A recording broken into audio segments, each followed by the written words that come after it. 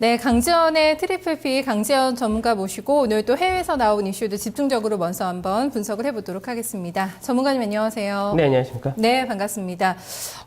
아시아 증시는 어제 좀 분위기가 전반적으로 안 좋았는데 좀 이런 여파가 초반에는 있었거든요. 사실 해외 증시에서도요. 근데 꼭 마감 때 보면은 잘 마감이 돼요. 아주 이쁘게 차트상으로 마감이 되는데 좀 견뎌내는 힘이 상당히 강한 것 같아요. 네, 아무래도 이제 최근 들어서 시장에서 각종 부양책이 나오고 시장에서 실질적으로 유동성이 이제 안전자산에서 위험자산 선호로 많이 이동이 되면서 계속해서 유럽 증시나 미주 증시 같은 경우는 저가 매수세가 유입이 되고 있다라고 보셔야 될 것 같습니다. 먼저 유럽 증시를 살펴보게 되면은 어저께 중국의 HSBC 구매자 관리 지수 예비치가 예상만큼 그 정도 나왔는데 여전히 위축 국면에 있다는 부분, 그리고 유럽의 복합 PMI 지수 역시도 안 좋게 나오면서 시장에서 이제 아무래도 실물 경기가 회복이 지연되고 있다는 부분이 좀 안 좋은 모습으로 약세 출발을 하는 모습이었습니다. 사실 약세 출발 자체는 좀 크게 나타났었는데 결국 마감은 이제 어느 정도 하락폭이 축소되어서 마감이 되었는데 독일 증시는 마이너스 0.02%, 프랑스가 마이너스 0.62%, 그리고 영국이 마이너스 57%, 그리고 이탈리아가 마이너스 1.68%, 스페인이 0.95% 정도로 이제 주요국들은 이제 대부분 좀 약세를 이제 좀 나타냈고 독일 증시는 그래도 보합권에서 마감이 되는 모습이었습니다. 이제 업종별로 보게 된다면은 사실 이 근래 들어서 가장 강세를 띄었던 것이 바로 이제 은행이라든지 전기전자라든지 자동차 관련 섹터가 강세되었었는데 이들 섹터가 어제는 약세로 뛰는 모습이었고요. 반대로 그 전에 방어주들이 오히려 약세 흐름에서 이제 반등이 나오는 그런 모습이었습니다. 그러다 보니까 담배라든지 제약, 통신 같은 이런 방어주들이 반등이 나와서 마감이 되었습니다. 이제 미증시 같은 경우도 마찬가지로 유럽과 중국의 경제 지표가 안 좋게 나왔던 부분이 출발 자체를 약하게 출발이 나타나는 모습이었는데 다우지수 같은 경우는 플러스로 마감이 되고 나스닥과 S&P는 약보합으로 마감이 되면서 혼조세로 마감이 되는 그런 모습이었습니다. 이제 업종별로 보게 된다면은 이제 전일 상당히 큰 폭의 하락세를 보였었던 이제 에너지 유가 관련주들이 반등이 나왔던 그런 모습이었고요. 그리고 제약과 통신 역시 반등이 나오는 그런 모습이었습니다. 반대로 이제 최근 들어서 상당히 강세를 띄었었던 중장비 업체인 캐터필러라든지 아니면은 이제 그 외적인 이제 비철금속 같은 이런 종목들이 약세로 마감이 되는 모습이었습니다. 네, 전반적으로 보면은 어제 중국부터 시작이 돼서 지표는 상당히 좀 부진하게 나왔는데요. 일단은 그래서 이제 쓴 거잖아요. 돈을 푼 건데 네. 경제가 안 좋기 때문에 지금 정책이 나와준 건데 아직까지는 이 정책적인 효과를 보기는 어렵다는 생각하에서 이렇게 지표가 좀 안 좋게 나와도 좀 반응이 덜 나오는 걸까요? 아무래도 이제 사실 중국 같은 경우는 유럽에 대한 어느 정도 수출 물량이 상당히 좀 크게 잡혀져 있고 이제 중국 같은 경우는 내수는 어느 정도 회복을 해주고 있다고 하지만은 수출이 어느 정도 받쳐줘야 되기 때문에 거기에 따른 효과가 나타나는 데는 조금 시간이 걸리지 않나 이렇게 보고 있습니다.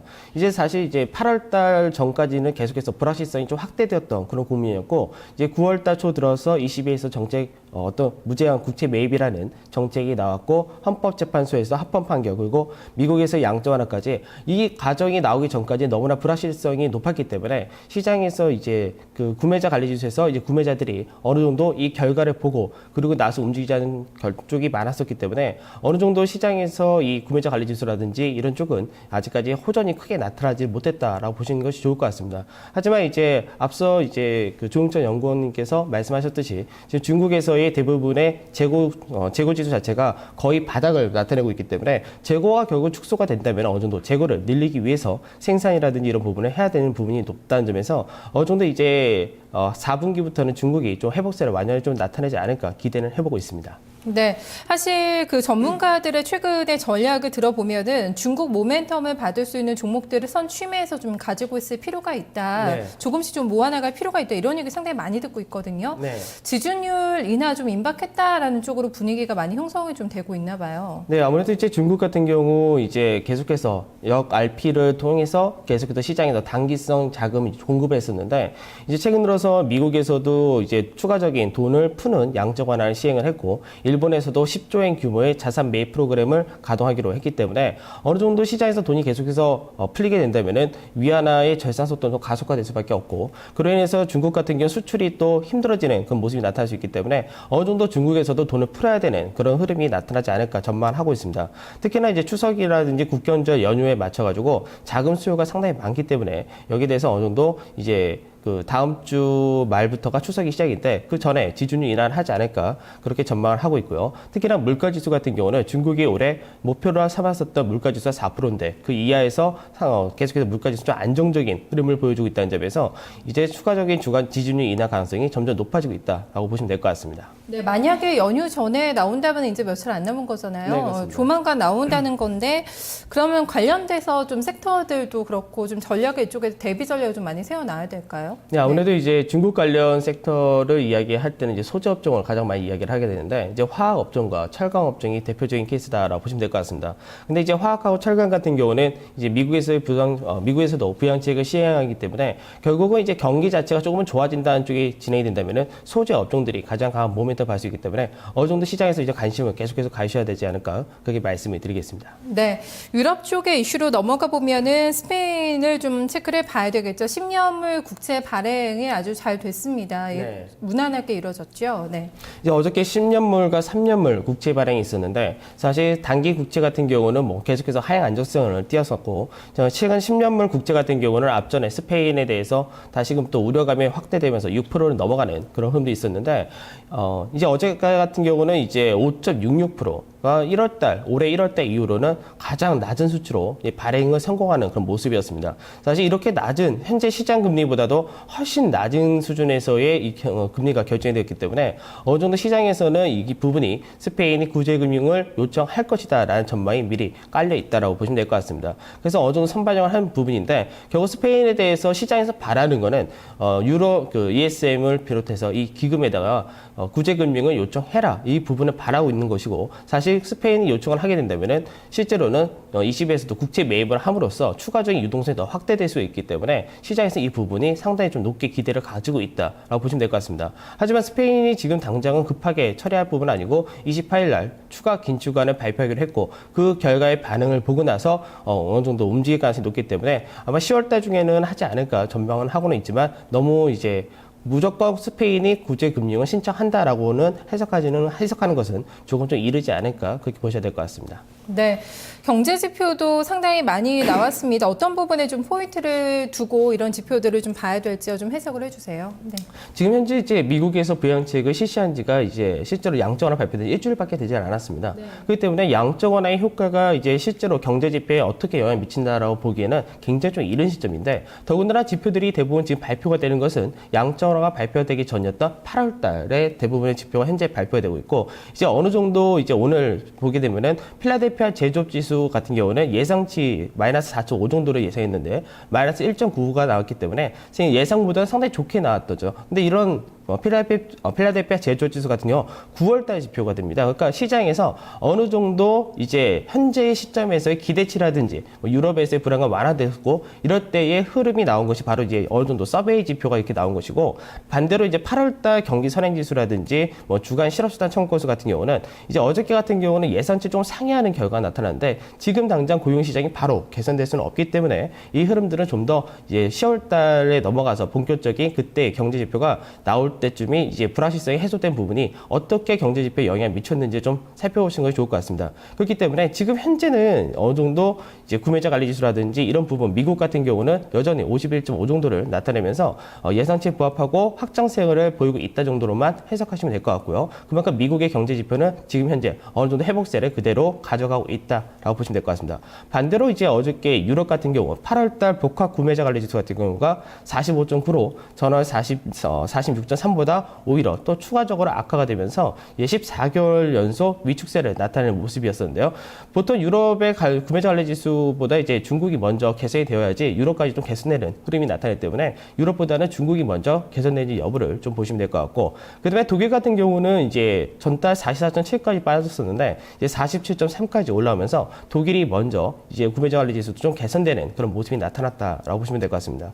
그리고 이제 상품 시장을 보게 된다면은 상품 같은 경우는 어저께 유가 관련해서 사우디에서의 증설이라든지 이제 추가적인 재고 물량이 상당히 크게 증가를 했다는 부분에서 이제 어저께 급락이 나왔었는데 이제 유가 같은 경우는 지금 약간 상승도 제한이 되어 있지만 역시 하락 자체도 제한이 되어 있다라고 보시면 될 것 같습니다. 그러다 보니까 어저께 유가는 보합권 전후에서 마감이 되는 모습이었고 이제 아무래도 금운동 가격도 비슷하게 보합세로 마감이 되는 모습이었었는데 돈 가격 같은 경우는 이제 아무래도 경기가 아직까지 위축 국면에 있다는 점에서 돈 가격이 요 근래 들어서 상승세를 조금 반납을 하는 모습이었고 그 외 농산물 가격 전반적인 하락세로 마감이 되는 모습이었습니다. 네, 유가가 이번 주에 상당히 많이 빠졌어요. 거의 7% 네. 정도의 급락이 나왔는데 좀 쉽게 진정되기는 힘들까요? 추가적인 하락 가능성도 있다고 보세요?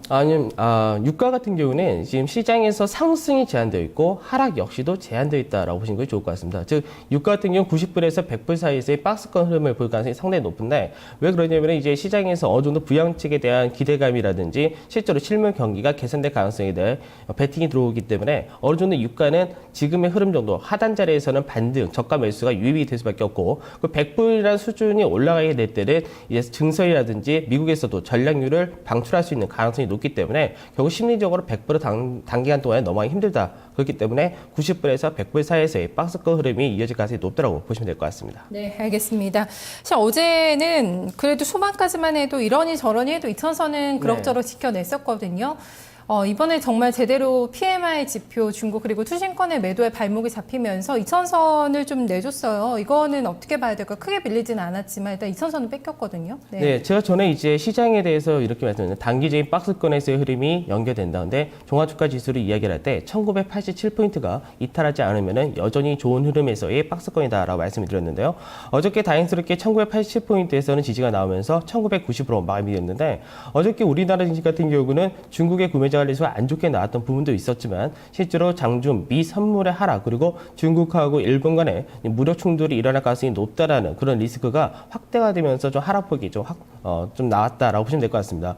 하지만 어느 정도 선방했던 미 증시가 오늘 실제로는 거의 보합권 전후에서 마감이 되었기 때문에 오늘 증시 자체는 어제보다는 조금 어저께 하락을 조금은 축소하면서 반등을 나타내지 않을까 그게 전망이 되고 있고 특히 이번 주 금요일 같은 경우는 미국이나 유럽이나 중요한 경제 지표 발표가 없기 때문에 시장에서는 주말에 대해서 또 위축이 될 가능성, 주말 시장에 대한 불안감이 확대될 가능성은 없다라고 보셔도 될 것 같습니다. 그렇기 때문에 이제 어느 정도 시장에서 이제 외국인들의 매수세가 지속된다는 점에서는 여전히 외국인들의 시각은 변함이 없다라고 보시면 될 것 같은데요. 국내 투신권을 비롯한 기관 투자자들이 아무래도 이제 다음 주 말이 되면은 우리나라도 역시 추석 연휴가 들어오기 때문에 추석 전에 자금을 좀 빼려는 흐름이 요즘 들어서 좀 가파르게 나타나고 있다고 보셔야 될 것 같습니다. 특히나 지수가 2,000을 넘어가는 흐름이 나타나다 보니까 이제 펀드 환매가 좀 가속도가 붙는 그런 모습인데 추석 연휴와 그런 부분 다 놓고 본다면은 다음 주는 약 화요일까지가 이제 아마 이제 펀드 환매라는 이 부분이 좀 강하게 나타나고 다음 주 화요일 날 이후에는 좀 기관들이라든지 투신의 매도세는 좀 완화되지 않을까 그렇게 전망을 해보고 있습니다. 그리고 이제 국내 시장에서는 아무래도 최근 들어서 미국이라든지 이런 회복세를 보이고 부양책도 좋지만 중국의 경기가 어느 정도 회복되는지도 중요하기 때문에 이 부분에 따라서 좀 약간 수그리기 양상은 좀 더 이어질 가능성이 높다라고 보시면 될 것 같습니다. 네, 지수상으로 보면은 그렇지만 종목별로는 수익률 그래도 나는 종목들이 좀 꽤 나올 것 같거든요. 삼성전자, 현대차가 힘을 못 써서 그렇지 그밖에 다른 종목들 코스닥에서 가는 종목들은 상당히 또 잘 나가고 있거든요. 어떻게 수익률 게임을 좀 펼쳐야 될까요? 이 구간에서는요. 제가 이제 그 시장에서 대형주에 대한 비중 계속해서 유지를 하고 그리고 중기 상승 포지션도 유지를 하고 있는 그런 상태인데.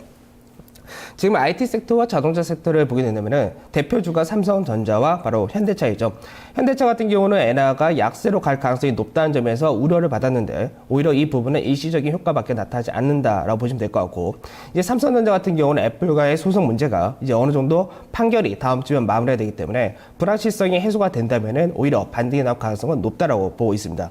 그렇기 때문에 시장에서 이제 자동차 섹터와 오히려 시총 상위 IT와 자동차 섹터는 분할 매수 오히려 좋은 기회로서 좋은 기회로서 매수할 수 있는 그런 기회다라고 보시면 될 것 같고요. 그 외적으로 아까 말씀드렸듯이 중국에서의 지준율 인하가 기대가 되기 때문에 화학 섹터라든지 철강 섹터 같은 이런 소재 업종에 대해서는 관심을 계속해서 가지셔야 될 것 같습니다. 네, 일각에서는 좀 자동차주는 IT에 대해서는 뭐 거의 다 같은 시각에 비슷한 시각에 나오고 있는 것 같고 자동차는 조금 더 기다려 보자라는 얘기를 많이 하시는데 네. 전문가님께서는 자동차도 IT와 마찬가지로 좀 모아 나가는 전략이 필요하다고 보시나 봐요. 자동차 같은 경우는 이제 보통 3분기에 이제 올해 3분기에 아무래도 연휴도 있었고 휴가도 있었고 그리고 파업이라는 여파로 인해서 생산 자체가 좀 축소화됐기 때문에 그렇기 때문에 이제 실적 자체가 3분기는 2분기만큼 이어지지 못한다라고 전망을 하고 있는데요.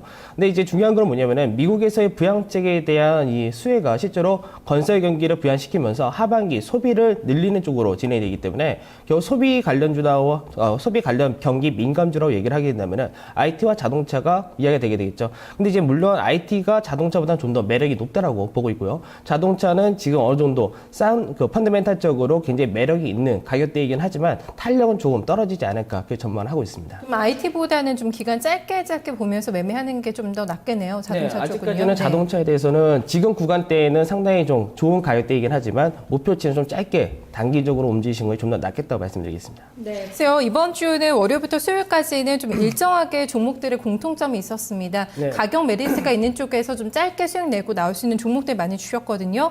오늘에서는 어떤 종목을 봐야 될까요? 네, 오늘은 이제 마찬가지입니다. 어저께 호남석유를 말씀드렸고 오늘은 이제 LG화학을 말씀드릴 건데요.